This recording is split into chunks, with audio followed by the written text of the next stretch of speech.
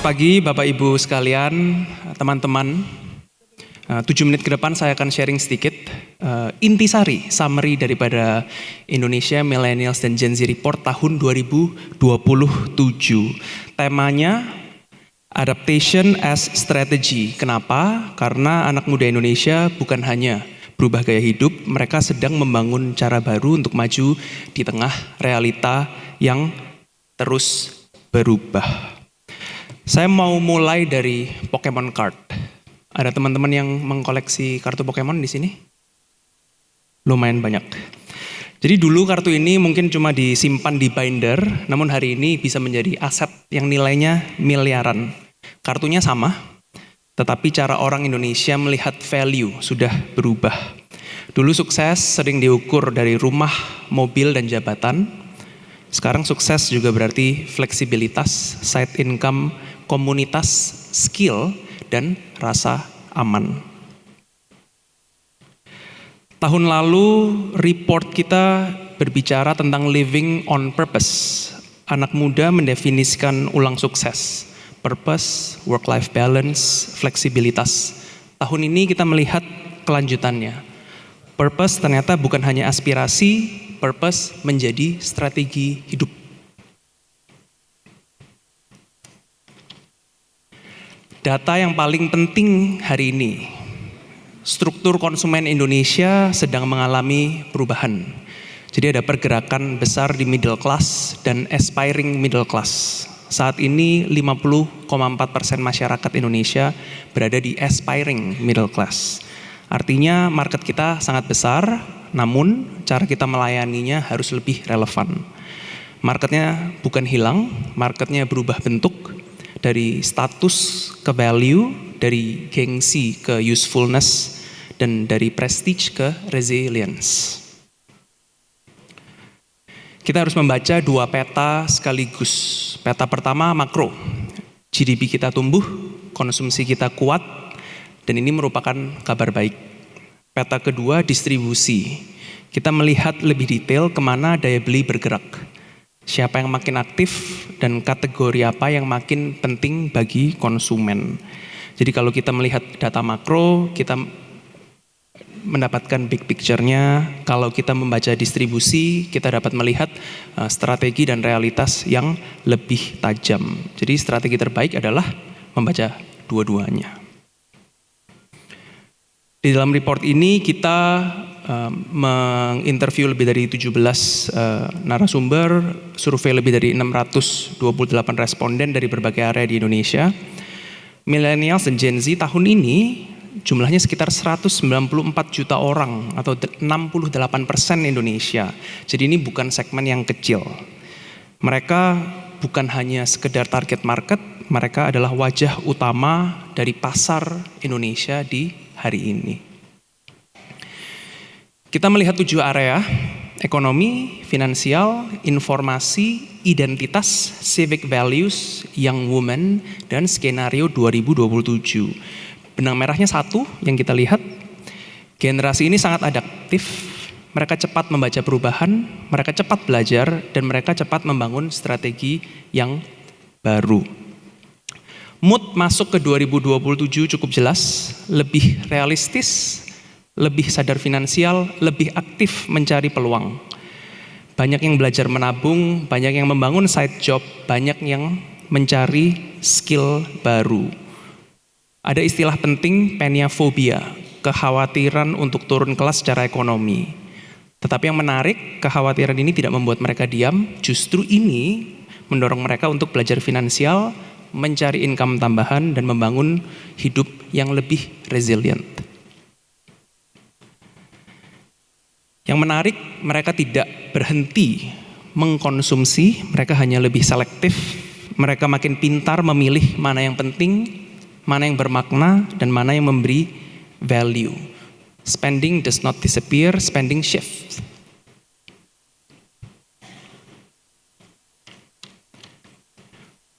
Komunitas, fan economy, creator economy, konser, merchandise, saweria, fandom, semuanya tetap bergerak. Karena spending di sini bukan hanya soal barang, ini soal identitas mereka dan ini soal partisipasi mereka. Dan menariknya banyak ekosistem ini digerakkan oleh perempuan. Mereka bukan hanya fans, mereka adalah operator ekonomi. Menjual tiket, merch proxy, fan art, jasa antri, dan masih banyak lagi. Belonging is an economy. Side job hari ini bukan sekedar tambahan, banyak anak muda membangun side job sebagai opsi, memperluas skill dan membuka peluang baru. Mereka membangun kapasitas untuk terus relevan.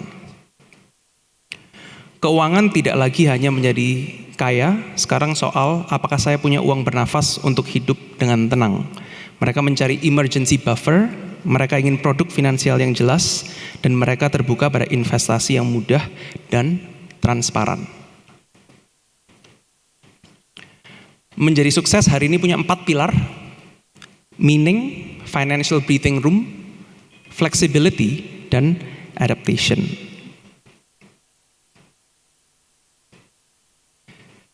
Gen Z sudah memakai AI jauh lebih cepat. Daily users merasakan productivity gain yang besar. Yang menarik, AI membuat self-learning semakin kuat. Coding, desain, bahasa, public speaking, semuanya bisa dipelajari lebih cepat. Tantangannya, semakin banyak orang harus naik kelas dari sekedar pengguna menjadi pengguna yang kritis. Keimanan tidak hilang, bentuknya berkembang. Ada yang tetap aktif beribadah, ada yang lebih mencari relevansi nilai agama dalam kehidupan sehari-hari. Banyak Gen Z belajar agama melalui layar, dari video pendek, kajian online, sampai diskusi komunitas. Insight-nya, cara mereka mencari makna menjadi lebih personal, lebih digital, dan lebih dekat dengan kehidupan sehari-hari. Trust tidak lagi dibangun di satu channel. TikTok memberi first impression, YouTube membangun conviction, X dan Threads mengetes narasi secara sosial. Rata-rata mereka memakai sekitar 7 platform. Jadi untuk brand, untuk institusi, untuk policy maker, kita perlu hadir di beberapa layer ini. Karena kepercayaan dibangun secara bertahap, bukan melalui satu pesan yang besar. Yang menarik, di tengah perubahan besar, local identity semakin kuat.